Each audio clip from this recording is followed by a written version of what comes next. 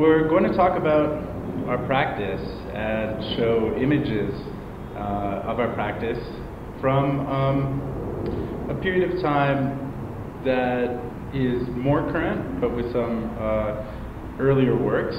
We call ourselves project artists. We don't limit ourselves to one style or one medium. We work in a variety of materials, and we work in a variety of methods. There are three different areas of our practice: a social practice, social interventions, a studio-based practice that's very interested in materials and material use, and then a public art practice and interest in urban planning. This is a project called YYZ Mall. It was in an artist-run center, which is a non-profit organization common in Canada, so galleries that are completely non-profit, run by artists. And we decided to reflect the changing face of Toronto. Toronto has a lot of small sole proprietor storefronts, which you see pictured, but they're slowly disappearing and being replaced by chain stores, etc., and Toronto's losing that character. So in the artist-run center YYZ, we opened YYZ Mall, and we invited 4 different individuals or groups of individuals to open up a small business, and we acted as consultants and developers and enabled them. So the first store you see here is 156 Aho Hay.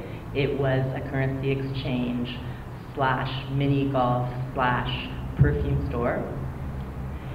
Here you have a family business, because that's such a prototype or such a typical type of sole proprietorship. The Shin family, they did graphic design. And you have Chirahito Clown Painter.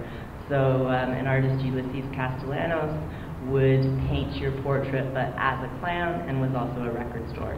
Then in 2006, this is a temporary public sculpture in a small park in Toronto. And the project is called In Situ, and we might as well play the video. So here we were inserting an advertising billboard into this park setting. And on the billboard, we were then inserting reference to modernist, hard-edged color field painting.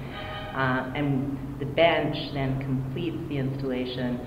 The bench is inviting viewers to come and sit and become part of the installation, which is another aspect common to our practice. We like to look at different levels of viewing. Usually there's a viewer that might participate with the piece, but then there are other viewers that watch that participation happening. This was a temporary project.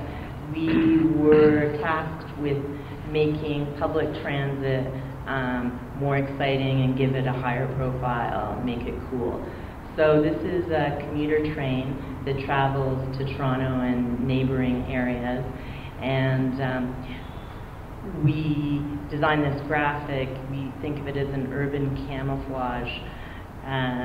We were also asked to make an app that talked about public transit. We interviewed different people in the city, some very public figures, others just, person on the street, but raising awareness about public transit, and then actually making it an issue in the next public election. So now we're going to review our current institutional touring exhibition called The Collaborationists.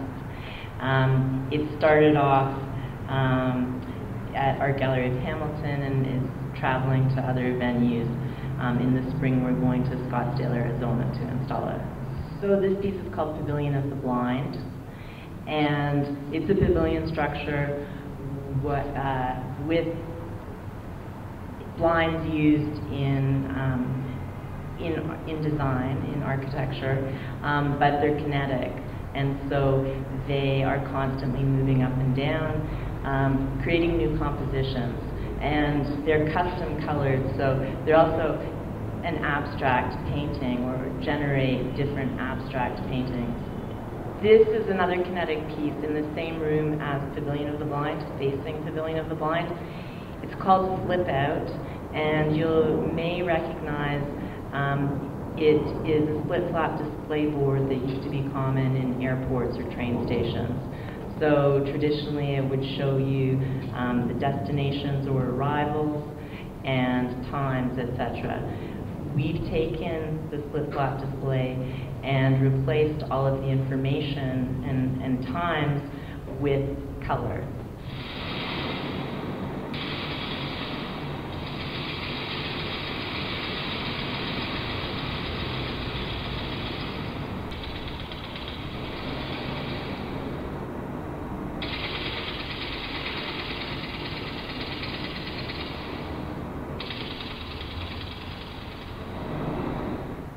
This piece is called Google.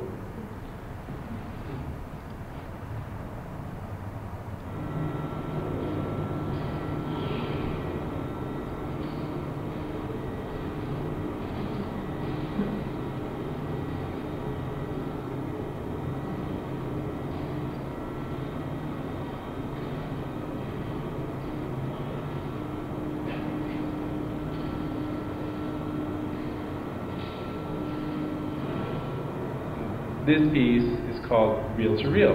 For those of you who are too young to remember, there was once a time where information was stored on tape. And it kind of harkens to an interesting period, but we'll show the video first.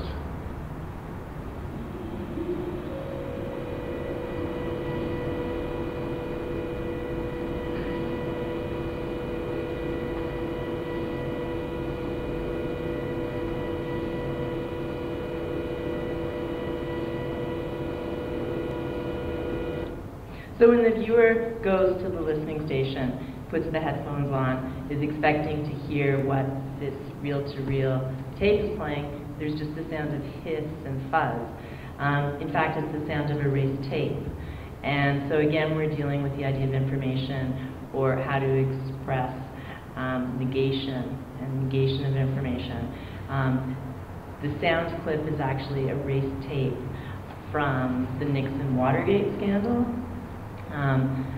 And I think this piece is interesting because this is representation of analog technology. When you actually could erase information, you could erase this tape and effectively get rid of the information, whereas in contrast to today's digital age, where information exists, in huge masses of information are stored, and you can't really erase.